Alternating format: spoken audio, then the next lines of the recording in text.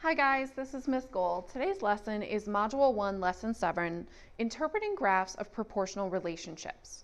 Your outcomes for today's lesson are students consolidate their understanding of equations representing proportional relationships as they interpret what points on the graph of a proportional relationship mean in terms of the situation or context of the problem, including the point 0, 0, which is the origin.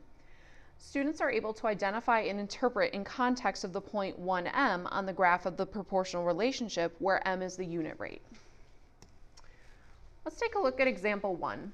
Grandma's special chocolate chip cookie recipe, which yields 4 dozen cookies, calls for 3 cups of flour. Using this information, complete the chart. Now what you'll notice is that this chart really sums up everything that we've done so far. We've learned how to create tables from situations, and we've learned to define if the table is proportional or not. The unit rate, the graph, if the graph is proportional, and then the equation. So it sums up everything we've done so far. The first thing I want to do is we need to title our table. So the 2 different elements that are in this problem are how many dozens of cookies you get from 3 cups of flour. So we know that we're dealing with dozens of cookies and flour. Now I like to do the independent variable in the first column, and what you think about is that you need to know how much flour you have to determine how many dozens of cookies you can make. So that's going to tell me that flour in cups is going to be my input, and dozens of cookies, so cookies,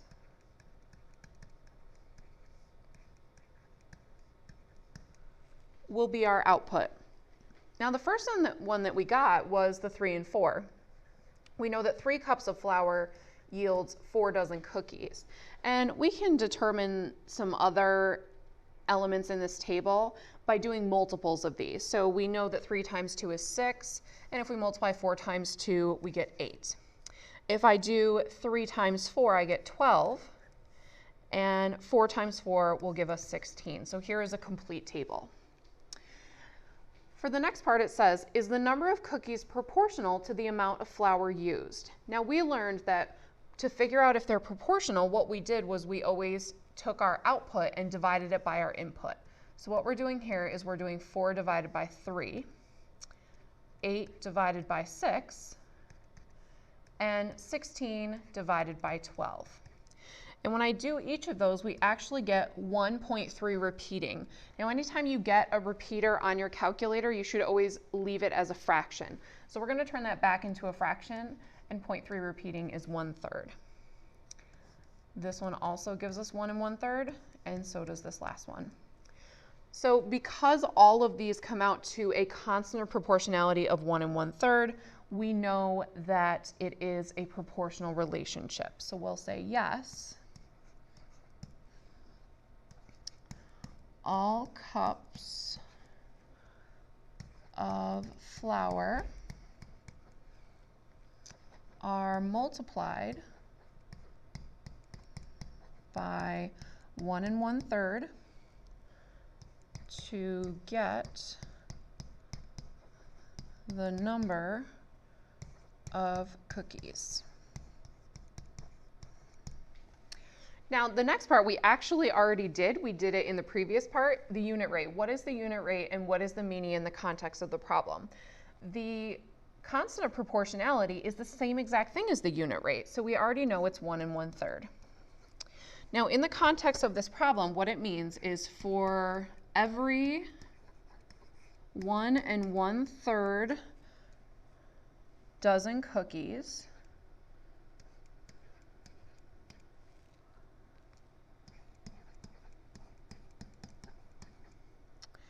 you need 1 cup of flour. Okay, looking at the graph, if we are going to graph these, we need to have some numbers and we need to label our axes. So our input was flour, so I'm going to put flour down here in cups, label the units, and over here I'm going to put dozens of cookies.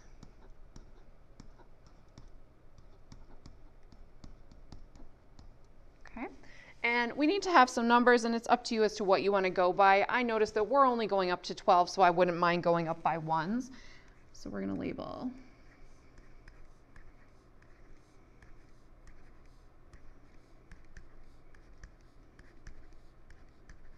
okay. And over here, we're going up to 16. So again, I wouldn't mind going up by ones. Now, you don't have to label every single one, as long as you give anyone that's reading it the idea of what's going on here. So if we know this is 0, this is 1, we could say this is 2 and just label every other one.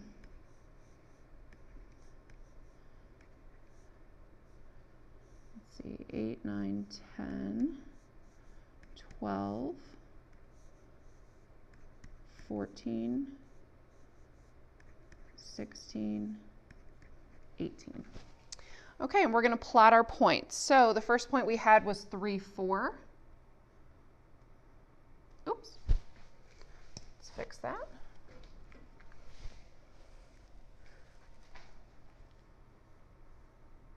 Three, 4 is going to fall right here. The next one is 6, 8. Okay, so we're going to go up to 8 and over to 6. And the last one is 12, 16. So we're going to go over 12 and up to 16. And you can tell just by looking at this graph that they follow a trend of a straight line that would start at the origin. So if to answer the question, does the graph show the two quantities being proportional to each other? Explain. Yes.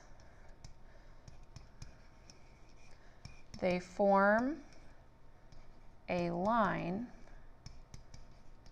that goes through the origin. And finally, we're asked to write an equation that can be used to represent this relationship. Now, it's up to you to define the variables. So in here, why don't we call flour variable C?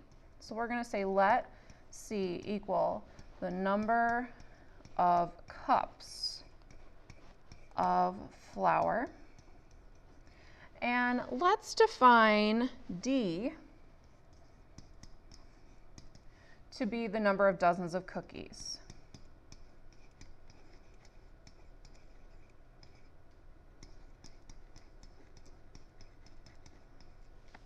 So now I have all the elements that I need to create my equation. I know that my equation is always going to follow the form y equals mx.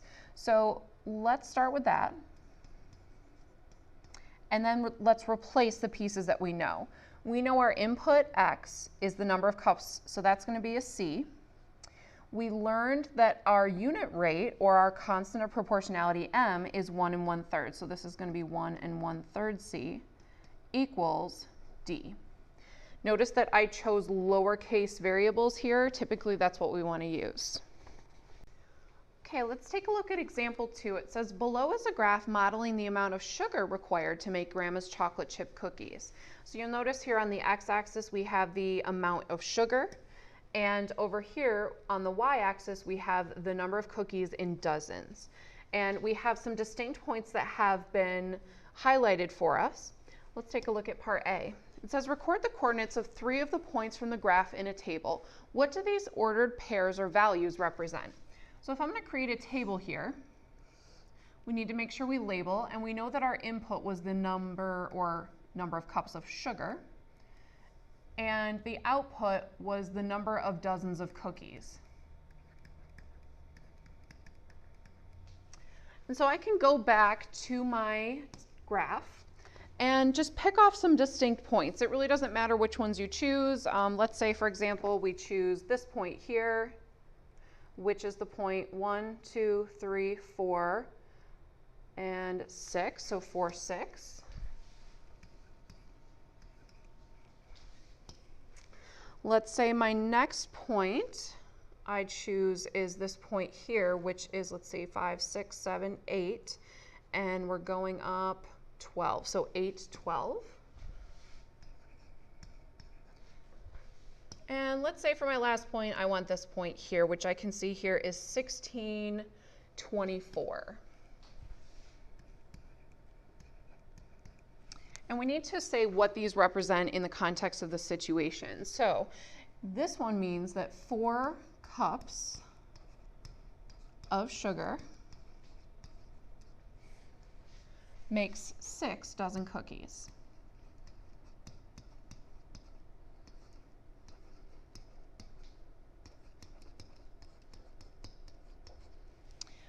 This one here is 8 cups of sugar makes 12 dozen cookies. And this one here, 16 cups of sugar makes 24 dozen cookies. Part B says, Grandma has 1 remaining cup of sugar. How many dozen cookies will she be able to make? Plot the point on the graph. So if I'm going to figure out 1 cup of sugar, what they're essentially asking me to find is the unit rate. And we know that our unit rate is calculated by taking y and dividing it by x. So I can pick any point on this because if we look at our graph, we know that this is a proportional graph because it is a straight line that goes through the origin. So I can pick any of the points that I have found here. Let's say we choose 6 and 4. So 6 divided by 4 is going to give us 1.5. Once I have that, if I am going to figure out how many she will be able to make, we probably want to create an equation. So let's say I take my equation, y equals k times x, and we plug in the things that we know. Let's use d as our output and c as our input. So I need a little let statement here. So we'll say let c equal the cups of sugar. And we'll say let d equal the dozens of cookies. Okay, so let's plug in the things that we know. We know that our output, y, is going to be the dozens of cookies. We know our unit rate is 1.5. And we know that our x, our input, is going to be represented by c. So I come up with the equation d equals 1.5c. And in this question, they're asking, Grandma has 1 remaining cup of sugar, so my c is going to be 1. And so when I multiply those two, we get 1.5, which makes sense because 1 on the bottom is going to be our unit rate anyway. So it wasn't really necessary that we do all of this work here, but I just wanted to show you so that you can see what we could do with creating the equation. All right, 1.5 dozen cookies would be our final answer. Part C says, how many dozen cookies can Grandma make if she has no sugar? Can you graph this on the grid above? Oh, I think we forgot to graph the previous one. So we know the previous one needs to be 1.5 dozen cookies with 1 cup of sugar. So let's go back to the graph, and we know 1 is here. And so this here, you can see, falls right at 1.5, so we know that we're correct. Let's label that 1.5. Okay, our last one here, we want to figure out how many dozen cookies can she make if she has no sugar. Now, if you think about this, if you don't have any sugar, you can't make any cookies. So we would have an input of 0 and an output of 0 as well. So 0 cups of sugar